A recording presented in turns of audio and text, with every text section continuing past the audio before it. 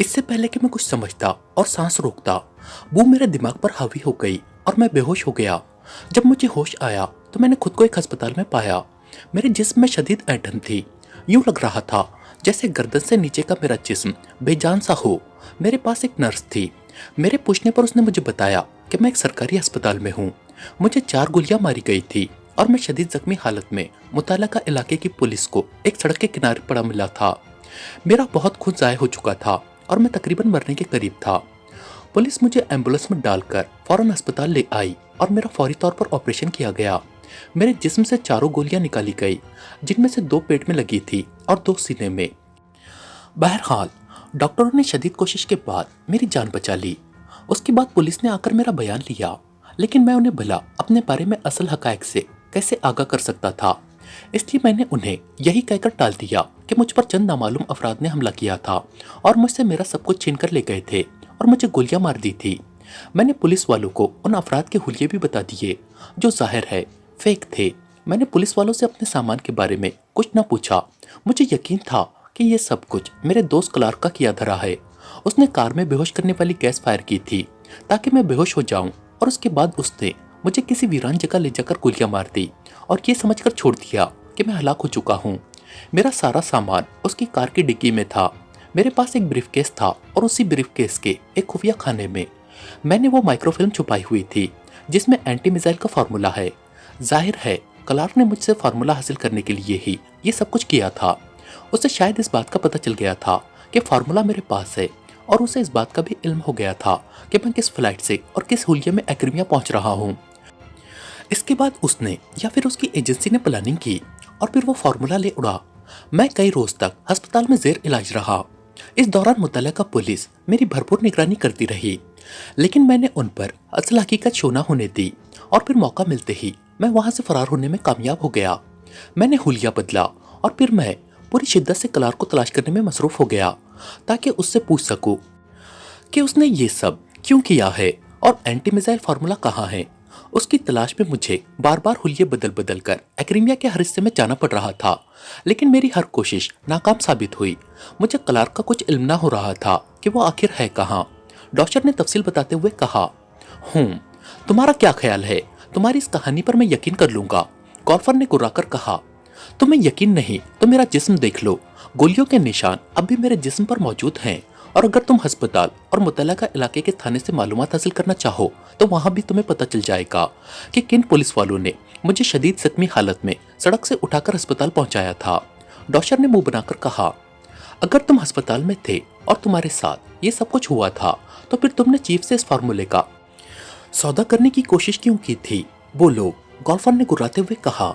सौदा? क्या मतलब? कैसा सौदा? डॉक्टर ने चौंक कर कहा, उस फार्मूले के बदले तुमने चीफ से $50 करोड़ तलब किए थे। बोलो, किया था ना तुमने चीफ को कॉल और उसे ब्लैकमेल करने की भी कोशिश की थी? जवाब दो। गॉल्फर ने गुस्सीले लहजे में कहा, ओ नहीं, ऐसा कुछ नहीं किया मैंने। फार्मूला चोरी हो जाने की वजह से मैं परेशान था। मैं डर रहा था कि अगर मैंने चीफ से बात की और चीफ को यह इल्म हुआ कि मैं फार्मूला गंवा चुका हूँ तो चीफ ने मेरी इस कामयाबी को नाकामी करार देकर मुझे फौरी तौर पर गोली मारने का हुक्म दे देना है। क्योंकि मैं जानता था कि फार्मूला किसके पास है, इसलिए मैं सबसे पहले उसे तलाश करना चाहता था ताकि उससे न सिर्फ फार्मूला हासिल कर सकूं बल्कि उससे अपना बदला भी ले सकूं, क्योंकि वो मुझे मौत के मुंह में छोड़कर भाग गया था। मेरा सिर्फ यही इरादा था कि मैं जल्द से जल्द क्लार्क तक पहुंच जाऊं और उससे हर कीमत पर फार्मूला हासिल कर लूं। फार्मूला हासिल करने तक मैं ना चीफ को कॉल करना चाहता था और ना अपनी एजेंसी के किसी रुकन को, और मैंने ऐसा ही किया था। और तुम कह रहे हो कि मैंने चीफ को कॉल करके उनसे फार्मूले का सौदा करने की कोशिश की थी। ऐसा कैसे मुमकिन है? डॉक्टर ने इंतहाई हैरत भरे लहजे में कहा और गॉल्फर ने उसके चेहरे के तासुरात देखकर अंदाजा लगाया कि डॉक्टर झूठ नहीं बोल रहा है। उसके चेहरे पर मौजूद हैरत और परेशानी असल थी। मुझे अभी तुम्हारी किसी बात पर यकीन नहीं आ रहा है डॉक्टर। तुम मुझे चक्कर देने की कोशिश कर रहे हो। अगर तुमने ये सब कुछ नहीं किया था और फार्मूला तुम्हारे पास नहीं था तो फिर तुम्हारा इस तरह एजेंसी से भागने और छुपने का क्या मतलब हो सकता है? तुम्हारे दोस्त जोकियो के कहने के मुताबिक तुमने एक यूरोपीय साइंसदान से राब्ता किया था जिससे मिलने के लिए तुम अल्बानिया होटल में आए थे। जोकियो के कहने के मुताबिक तुम फार्मूला उस यूरोपीय साइंसदान को फरोख्त करने का प्रोग्राम बना रहे थे। बोलो, क्या ये सब सच नहीं है?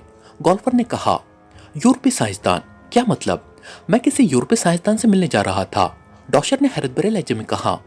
तो फिर तुम किस लिए आए थे? उस होटल में मौजूद थे, गोल्फर ने कहा। मैं जोकियों के साथ मिलकर हर उस जगह और ठिकानों के बारे में मालूमात हासिल कर रहा था जहां मुझे क्लार्क के मिलने की उम्मीद थी। जोकिया इस मामले में मेरा भरपूर अंदाज में साथ दे रहा था। आज उसी ने मुझे खास तौर पर इस होटल की लॉबी में बुलाया था कि उसे क्लार्क के बारे में एक टिप मिली है। उसे एक आदमी का पता चला है जो क्लार्क के बारे में जानता है कि वो कहाँ पर छुपा हुआ है। जोकियो के कहने के मुताबिक वो आदमी एक यूरोपीय के रूप में मुझे होटल में आकर मिलेगा।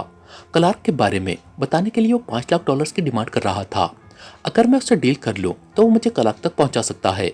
मैं उसी आदमी से मिलने के लिए होटल पहुंचा था, लेकिन फिर न जाने कहां से मेरी कमर में एक सुई मारी गई और मैं वहीं बेहोश होकर गिर गया। डॉक्टर ने जवाब देते हुए कहा, ओ, तो वो यूरोपियन साइंसदान नहीं बल्कि कोई इन्फॉर्मर था। गोल्फर ने चौंक कर कहा। हाँ, डॉक्टर ने जवाब दिया। लेकिन जोकिया ने तो कहा था कि वो यूरोपीय एक साइंसदान है और तुम उससे होटल में मिलकर फार्मूले का सौदा करना चाहते हो। गोल्फर ने हैरत भरे लहजे में कहा। इसका मतलब है कि ये जोकियो मेरे साथ डबल गेम खेल रहा था। एक तरफ वो मेरे साथ मिलकर क्लार्क की तलाश में लगा हुआ था और दूसरी तरफ वो तुम्हें मेरे बारे में गलत इंफॉर्मेशन दे रहा था। डॉक्टर ने होंठ चबाते हुए कहा। हाँ, लेकिन जोकियो को ये सब करने की क्या जरूरत है? वो तो तुम्हारा गहरा दोस्त है, गोल्फर ने हैरत भरे लहजे में कहा। इन बातों से तो ऐसा लग रहा है जैसे वो क्लार्क के साथ मिल गया हो और उसके कहने पर मेरे खिलाफ जाल बिछा रहा हो ताकि मैं फंस जाऊं और मुझे देखते ही गोली मारकर हलाक कर दिया जाए और इस बात की किसी को खबर भी ना हो कि फार्मूला कहाँ है। रही बात जोकियो के दोस्त होने की, तो उसके बारे में तुम भी बखूबी जानते हो कि वो दौलत परस्त आदमी है। दौलत के लिए वो अपनों की गर्दनें भी काटने से दरीग नहीं करता। फिर उसके सामने मेरी दोस्ती क्या हैसियत रखती है? डॉक्टर ने मुंह बनाकर कहा। तुम्हारी बातें अजीब है डॉक्टर। अगर तुम्हारे साथ ये सब हो गया था तो तुम चीफ से एक बार मिलकर उसे सारी हकीकत बता देते। तुम मेरे भी दोस्त थे, मुझसे ये एक बार राब्ता कर लेते तो मैं तुम्हारे साथ मिलकर उस क्लार्क को तलाश करता और अब तक वो हमारे हाथ भी आ चुका होता। गोल्फर ने मुंह बनाकर कहा। मैं डर गया था गोल्फन। तुम जानते हो कि चीफ सब कुछ बर्दाश्त कर सकता है, लेकिन नाकामी से उसे शदीद नफरत है। चीफ को इस बात का पता चलता कि मैं पाकिस्तान से कामयाब होकर यहाँ आया था और मुझसे दूसरी एजेंसी का एजेंट फार्मूला हासिल करके निकल गया था जो मेरा दोस्त भी था, तो चीफ ने मुझे एक लम्हे में गोली मार देनी थी और मेरी लाश बरकी भट्टी में डलवा देनी थी। मैं अपनी कामयाबी को किसी भी सूरत में नाकामी में बदलते नहीं देख सकता था। क्लार्क का ताल्लुक ब्लैक क्रॉस एजेंसी से है और मुझे यकीन था कि मैं जल्दी उस तक पहुंच जाऊंगा। डॉक्टर ने कहा। अगर तुम वाकई डार्क हार्ट के साथ धोखा नहीं कर रहे तो फिर चीफ को कॉल किसने किया था? फार्मूले का सौदा करने वाला कौन था? चीफ को इस बात का यकीन है कि वो आवाज तुम्हारी ही थी, गोल्फर ने होंठ काटते हुए कहा। ओ, दूसरों की आवाजों की नकल करने वाला यहाँ एक ही इंसान है। ये काम यकीनन उसी ने किया है, डॉक्टर ने चौंकते हुए कहा। तो गोल्फर भी चौंक पड़ा। कौन? किसकी बात कर रहे हो? गोल्फर ने चौंकते हुए कहा। ब्लैक क्रॉस एजेंसी का चीफ हॉशर। जिस तरह से पाकिस्तान का अली इमरान हर आदमी की आवाज की नकल करके लोगों को अहमक बनाता है, उसी तरह हॉशर भी किसी की भी आवाज की नकल कर सकता है। यह काम यकीनन उसी ने किया होगा, डॉक्टर ने कहा। तो गोल्फर गुस्से से होंठ चबाने लगा। तो तुम ये कहना चाहते हो कि ब्लैक क्रॉस एजेंसी के चीफ हॉशर के हुक्म से तुम्हारे दोस्त क्लार्क ने तुम पर हमला किया था और तुम्हें गोलियां मारकर फेंक दिया था और उसके बाद उसने फार्मूला चीफ हॉशर के हवाले कर दिया था। चीफ हॉशर ने डार्क हार्ट के चीफ को तुम्हारी आवाज में कॉल किया और फार्मूले के $50 करोड़ मांगे ताकि चीफ तुम्हारी तलाश में लगा रहे। गोल्फर ने होंठ चबाते हुए निहायत गुस्सैले लहजे में कहा।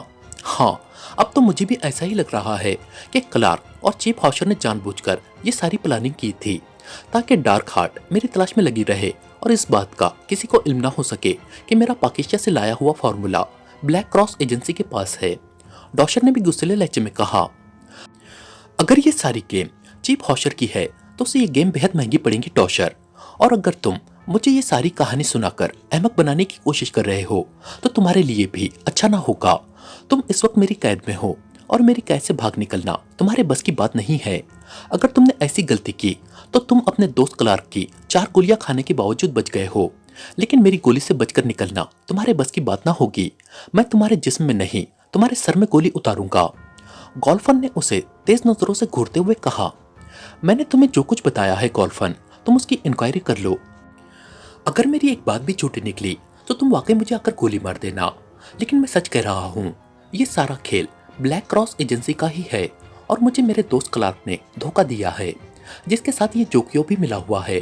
तुम सबसे पहले उस जोकियो को उठाओ।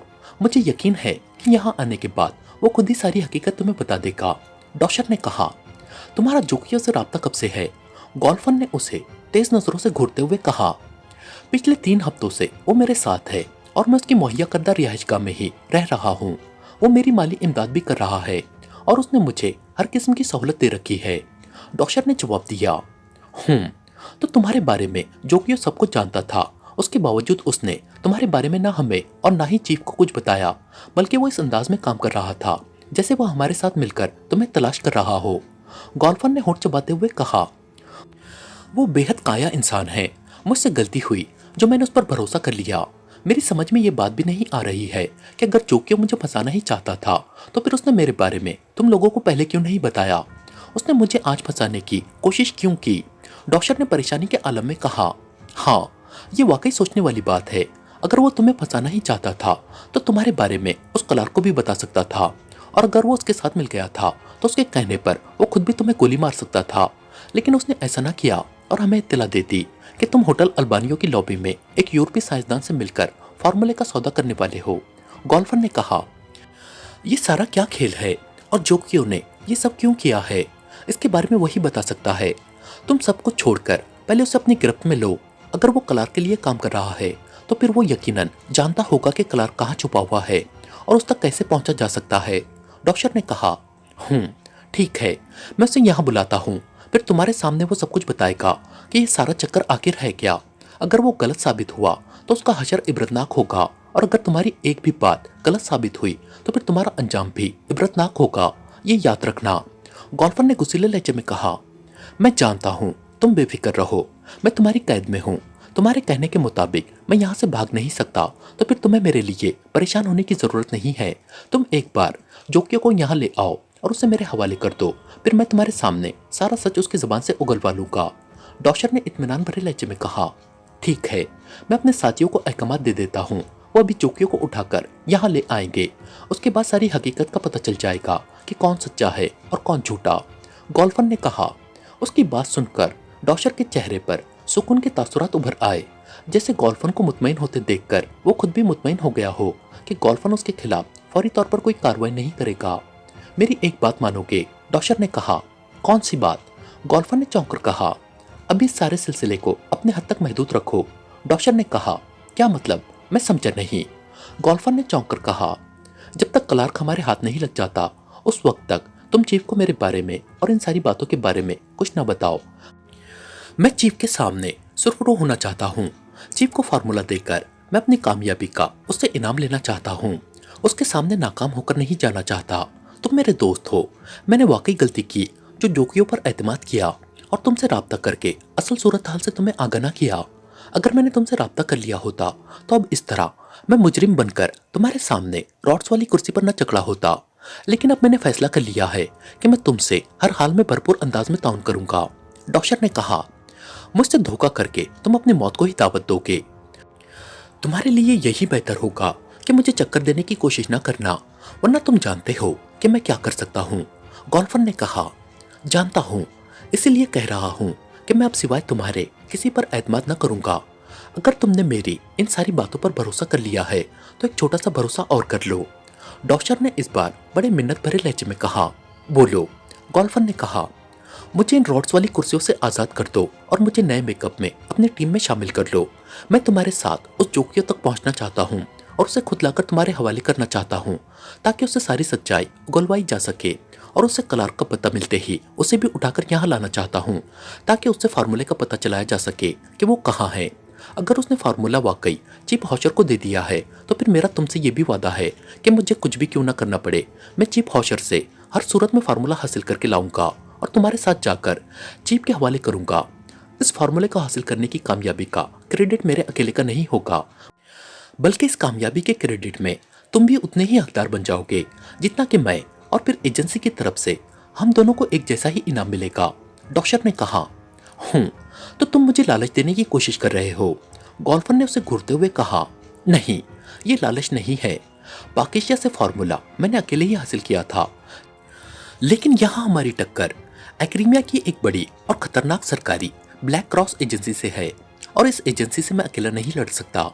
इस एजेंसी के चीफ हॉशर से फार्मूला हासिल करने के लिए लामहला मुझे तुम्हारी मदद की जरूरत पड़ेगी। तुम्हारे बगैर मेरे लिए चीफ हॉशर तक पहुंचना और उससे फार्मूला हासिल करना नामुमकिन होगा, डॉशर ने कहा। न जाने क्यों मुझे इस बात का अभी तक यकीन नहीं आ रहा है कि तुम मुझे धोखा नहीं दे रहे हो, लेकिन तुम्हारा एतमाद और तुम्हारे चेहरे को देखकर ऐसा लग रहा है जैसे तुम्हारी हर बात सच हो। बहरहाल तुम मेरे पुराने दोस्त रह चुके हो और तुमने कई बार मेरी मुश्किल में मदद भी की है, इसलिए एक बार मैं तुम पर भरोसा कर सकता हूँ। मैं तुम्हें आज़ाद करने और तुम्हें अपनी टीम में शामिल करने के लिए तैयार हूँ। लेकिन गोल्फर ने कहा और बोलते बोलते खामोश हो गया। उसे रजामंद होते देखकर डॉशर के चेहरे पर मसरत के तासुरात नमूदार हो गए थे, लेकिन उसके लेकिन कहकर खामोश होने पर वो चौंक पड़ा। लेकिन क्या? डॉशर ने चौंकते हुए कहा। यही कि अगर मुझे तुम्हारी किसी भी बात पर मामूली सा भी शक हुआ कि तुमने मुझे अहमक बनाया है या तुम्हारी कोई बात भी गलत साबित हुई, तो ये याद रखना मैं तुम्हें अपने हाथों से गोली मार दूंगा, वो भी तुम्हारी खोपड़ी में। गोल्फर ने गुर्राते हुए कहा तो डॉशर बेख्तियार हंस पड़ा। तुम बेफिक्र रहो, अगर तुम्हें मुझ पर मामूली सा भी डाउट है कि मैं तुम्हें धोखा दे रहा हूँ या तुमसे सच नहीं बोल रहा, तो तुम ऐसा करो कि मेरे जिस्म में ब्लैक ट्रैकर लगा दो। ब्लैक ट्रैकर लगने के बाद मैं तुमसे किसी सूरत न छुप सकूंगा और ना ही तुम्हें कोई टॉर्च दे सकूंगा। मैं जहां भी जाऊंगा तुम ब्लैक ट्रैकर की मदद से न सिर्फ मुझे मॉनिटर कर सकते हो, बल्कि मेरी हर बात भी आसानी से सुन सकते हो, और जरूरत पड़ने पर तुम महज एक बटन प्रेस करके मेरे जिस्म में लगा हुआ ब्लैक ट्रैकर ब्लास्ट करके मुझे हलाक भी कर सकते हो। ये बात तुम भी बखूबी जानते हो कि एक बार ब्लैक ट्रैकर किसी के जिस्म में लगा दिया जाए तो उसे किसी भी सूरत में दोबारा जिस्म से निकाला नहीं जा सकता है, क्योंकि उसे निकालने का मतलब सिर्फ ब्लास्ट होता है और फिर सब खत्म। डॉशर ने कहा तो उसकी बात सुनकर गोल्फर के चेहरे पर वाकई इत्मीनान के तासुरात नमूदार हो गए, जैसे वो डॉशर की बात सुनकर पूरी तरह से मुतमईन हो गया हो कि डॉशर उसे कोई डॉज नहीं दे रहा है, वरना वो उसे अपने जिस्म में ब्लैक ट्रैकर लगाने का कभी ना कहता। ठीक है, मैं ऐसा ही करता हूँ, तुम्हारे जिस्म में ब्लैक ट्रैकर लगा देता हूँ, उसके बाद मैं तुम्हें अपने साथ रखूंगा और जैसा तुम कहोगे तुम्हारी हर बात पर यकीन भी करूंगा, और तुम्हारे लिए जोकियो और क्लार्क को भी गिरफ्त में लूंगा, और उनका जो भी अंजाम होगा वो तुम्हारे ही हाथों से होगा, गोल्फर ने इत्मीनान भरे लहजे में कहा। उसकी बात सुनकर डॉशर की आंखों में अजीब सी चमक आ गई। तो फिर मुझे आज़ाद करने से पहले मेरे जिस्म में ब्लैक ट्रैकर लगाओ और फिर मुझे इस रॉड्स वाली कुर्सी से आज़ाद करो, ताकि हम पहले की तरह दोस्त बनकर इत्मीनान से बातें कर सके और एंजॉय कर सके, डॉशर ने कहा। ब्लैक ट्रैकर यहाँ मौजूद नहीं है और ना ही उसे यहाँ किसी इंसानी जिस्म में लगाने की सहूलत मौजूद है। इसके लिए तुम्हें मेरे साथ मेरे हेडक्वार्टर चलना होगा। वहाँ कंप्यूटराइज मशीन के जरिए मैं तुम्हारे जिस्म में ब्लैक ट्रैकर लगाऊंगा और फिर हम जोकियो की तरफ जाएंगे ताकि उसे गिरफ्त में लिया जा सके, गोल्फर ने कहा। ठीक है, अब अगर मुझ पर इतना यकीन कर ही लिया है तो फिर इस रॉड्स वाली कुर्सी से तो निजात दिलाओ मुझे, डॉशर ने कहा। हाँ जरूर, गोल्फर ने कहा और फिर वो उठकर खड़ा हो गया। वो खुद चलकर डॉशर की रॉड्स वाली कुर्सी के उकब में आया और उसने कुर्सी के पीछे लगा हुआ एक बटन प्रेस किया। बटन प्रेस करते ही कटाक कटाक की तेज आवाजों के साथ रॉड्स खुलते चले गए और डॉशर रॉड्स खुलते ही एक झटके से उठकर खड़ा हो गया। शुक्रिया, डॉशर ने मुस्कुराते हुए कहा। यू वेलकम, गोल्फर ने जवाब में मुस्कुराते हुए कहा। मेरे पास तुम्हारे लिए कुछ खास है गोल्फन, डॉशर ने मुस्कुराते हुए कहा और उसने अपने कोट की अंदरूनी जेब में हाथ डाल दिया। क्या? गोल्फर ने कहा। ये देखो, डॉशर ने कहा और उसने जेब से एक चपटा सा पिस्टल निकाल लिया। पिस्टल बेहद छोटा था। उसके हाथ में पिस्टल देखकर गोल्फर बुरी तरह से चौंक पड़ा। ये क्या मतलब? ये पिस्टल तुम्हारे पास कहां से आया? रेमंड ने तो तुम्हारी तलाशी ली थी, गोल्फर ने बुरी तरह से चीखते हुए कहा। साथ ही उसने जेब में हाथ डालकर मशीन पिस्टल निकालने की कोशिश की, लेकिन इससे पहले कि उसका हाथ जेब में जाता, उसी लम्हे डॉशर के हाथ में मौजूद पिस्टल से सुर्ख रंग की शुआ निकलकर गोल्फर के ऐन सर से टकराई। दूसरे लम्हे एक जोरदार धमाका हुआ और गोल्फर का सर नारियल की तरह पटकर बिखरता चला गया। उसका बेसर का जिस्म लहराया और बुरी तरह से हाथ पांव मारता हुआ उलटकर गिरता चला गया। डॉशर की खुफिया जेबों तक पहुंचना किसी के बस की बात नहीं है गोल्फन।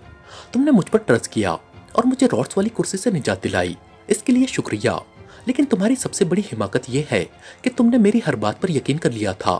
तुम्हारा क्या ख्याल है कि डॉशर इतना ही तरने वाला था जिसे तुम आसानी से निकल लेना चाहते थे? डॉशर तुम्हारी सोच से भी बढ़कर अय्यार और ज़हीन तरीन इंसान है, जो तुम्हारे चीफ कर्नल रिचर्डसन तक को धोखा दे सकता है। तो फिर उसके सामने तुम्हारी क्या औकात हो सकती है? डॉशर ने नफरत भरी नजरों से कॉल्फन की लाश की तरफ देखते हुए कहा। वो तेजी से मुड़ा और फिर दरवाजे की तरफ बढ़ा। उसने झुककर दरवाजे की होल से आंख लगाई और दूसरी तरफ झांकने लगा। सामने राहदारी थी जो खाली नजर आ रही थी। डॉशर ने इत्मीनान भरे अंदाज में सर हिलाया और दरवाजा खोलकर बाहर निकल आया। जैसे ही वो दरवाजा खोलकर बाहर आया, उसे सामने से रेमंड और उसके साथ एक मशीन गन बरदार उस तरफ आता दिखाई दिया। डॉशर उन्हें और रेमंड उसे देखकर चौंक पड़ा। इससे पहले कि रेमंड कुछ करता, उसी लम्हे डॉशर के हाथ में मौजूद चपटे पिस्टल से सुर्ख रंग की शुआ निकलकर बारी बारी उन दोनों के जिस्मों से टकराई और यके बाद दो धमाके हुए और उन दोनों के जिस्म बमों की तरह पटकर बिखरते चले गए। डॉशर तेजी से आगे बढ़ा और राहदारी के सिरे पर आ गया। इससे पहले कि वो मजीद आगे बढ़ता, उसी लम्हे अचानक छत से सुर्ख रंग की तेज रोशनी निकलकर डॉशर पर पड़ी। डॉशर को एक जोरदार झटका लगा। इससे पहले कि वो कुछ करता, उसी लम्हे उसे यूं महसूस हुआ जैसे यकलक उसके जिस्म से जान निकल गई हो। उसे अपना सारा जिस्म बेजान होता हुआ महसूस हुआ और उसके हाथ में मौजूद लेजर गन छूटकर नीचे गिर गई। जैसे ही उसका जिस्म बेजान हुआ, छत से निकलने वाली सुर्ख रोशनी खत्म हो गई और साथ ही जर्द रंग की तेज रोशनी की एक लहर सी आकर उसके सर से टकराई। ये लहर भी छत से ही आई थी। दूसरे लम्हे डॉशर को यूं महसूस हुआ जैसे उसके सर पर किसी ने भारी भरकम गर्ज मार दिया हो। उसे अपने सर के बेशुमार टुकड़े होते हुए महसूस हुए और उसके साथ ही उसके दिमाग में अंधेरा भरता चला गया। इमरान दानिश मंजिल के ऑपरेशन रूम में दाखिल हुआ तो ब्लैक जीरोस के एहतराम में उठकर खड़ा हो गया। मुझे टार्सन की कॉल आई थी, वो मुझसे अहम बात करना चाहता है, इसलिए मुझे आना पड़ा। सलाम व दुआ के बाद इमरान ने ब्लैक जीरो से मुखातिब होकर कहा तो ब्लैक जीरो ने इस बात में सर हिला दिया। इमरान ने सामने पड़ा हुआ फोन अपनी तरफ खिसकाया और तेजी से नंबर प्रेस करने लगा। Hawk club. राब्ता कायम होते ही एक निस्वानी आवाज सुनाई दी। मैं पाकिशिया से प्रिंस ऑफ ढम बोल रहा हूँ, टार्सन से बात कराओ। इमरान ने कहा। ओके, होल्ड ऑन करें। दूसरी तरफ से कहा गया। हेलो, टार्सन बोल रहा हूँ। चंद लम्हों बाद टार्सन की आवाज सुनाई दी। प्रिंस ऑफ ढम फ्रॉम पाकिशिया। इमरान ने कहा। ओ प्रिंस, मैं आपके फोन का इंतजार कर रहा था। दूसरी तरफ से टार्सन की आवाज सुनाई दी। क्यों, मेरे लिए कोई खास रिश्ता ढूंढा है क्या, या अपनी गर्लफ्रेंड से तंग आ गए हो और मुझसे उससे जान छुड़वाने के लिए मशवरा लेना चाहते हो? इमरान ने मुस्कुराते हुए कहा तो दूसरी तरफ टार्सन बेख्तियार हंस पड़ा